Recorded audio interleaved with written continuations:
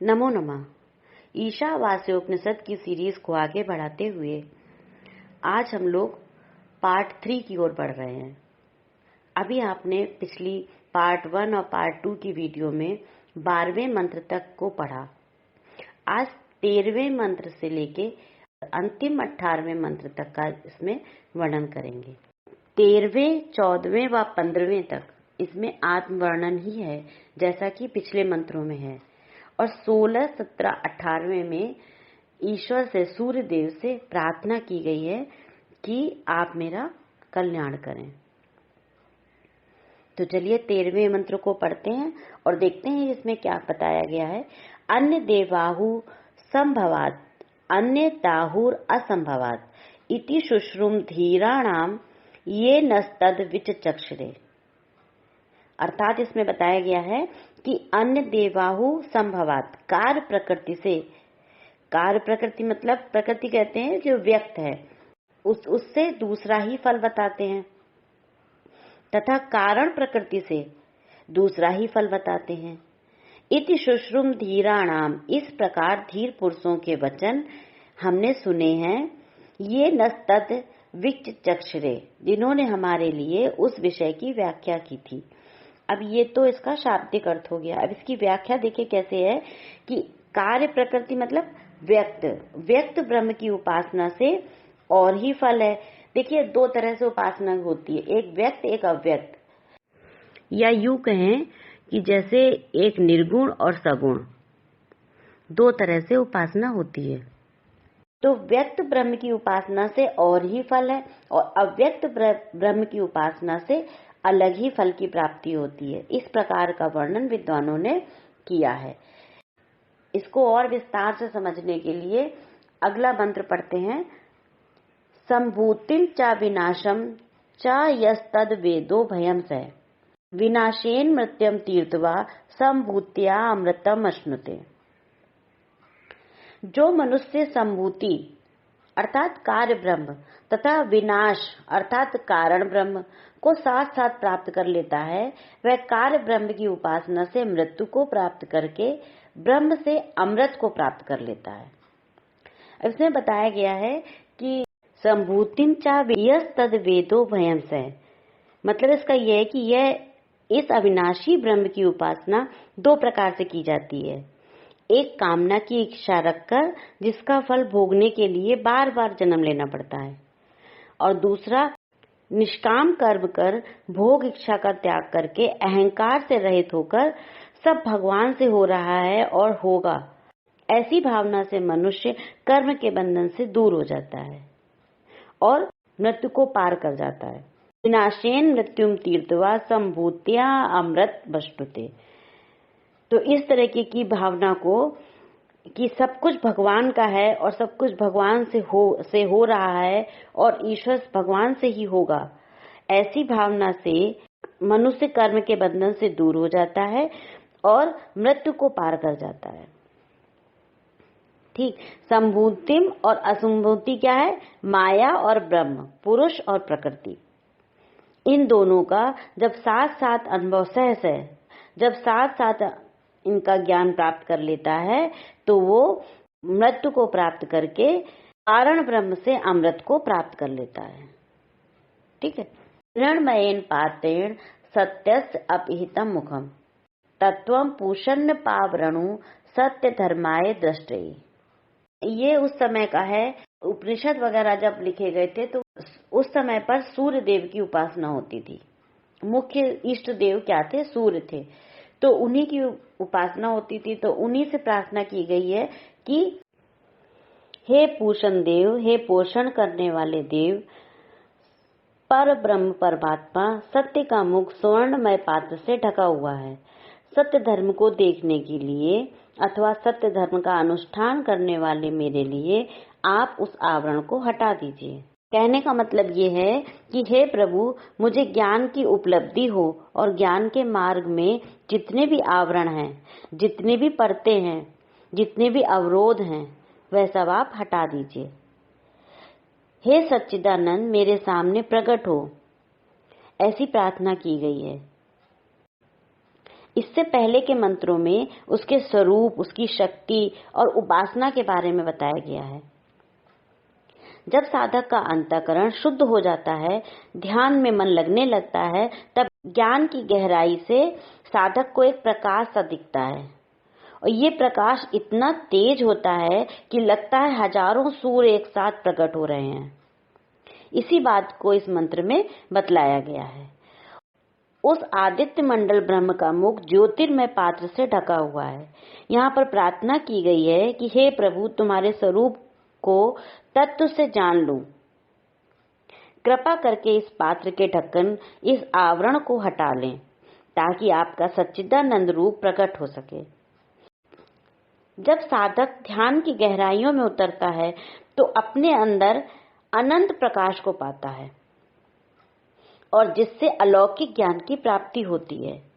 जो साधक यहीं से लौट जाते हैं, उन्होंने परमात्मा को प्रकाश स्वरूप कहा है। क्या कहा है? परमात्मा कैसा है? प्रकाश स्वरूप है। यहाँ तक का जो मार्ग है वो संकल्प और पुरुषार्थ का है, परंतु इसके आगे का मार्ग समर्पण का है। इस प्रकार के अंदर जो स्वरूप है वही परमात्मा का है और वही अपना भी है।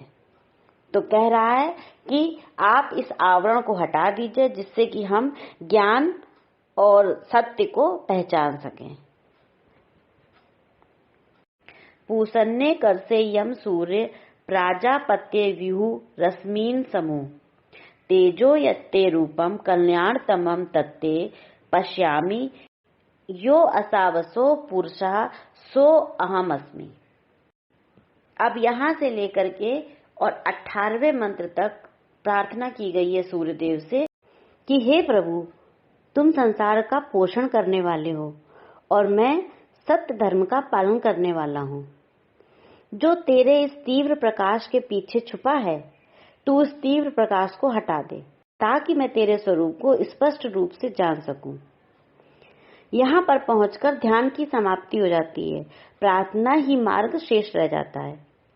जैसे नदी पार कर लेने पर नाव की उपयोगिता नहीं रहती, उसी प्रकार ध्यान रूपी नाव की गति यहीं समाप्त हो जाती है।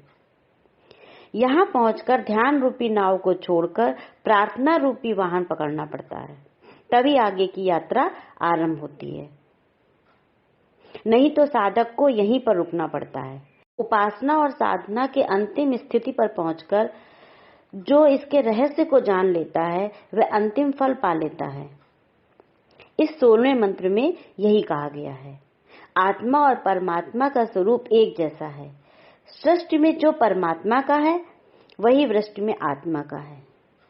जो आत्मा के ज्ञान को जान लेता है वह ब्रह्म तत्व को भी जान लेता है।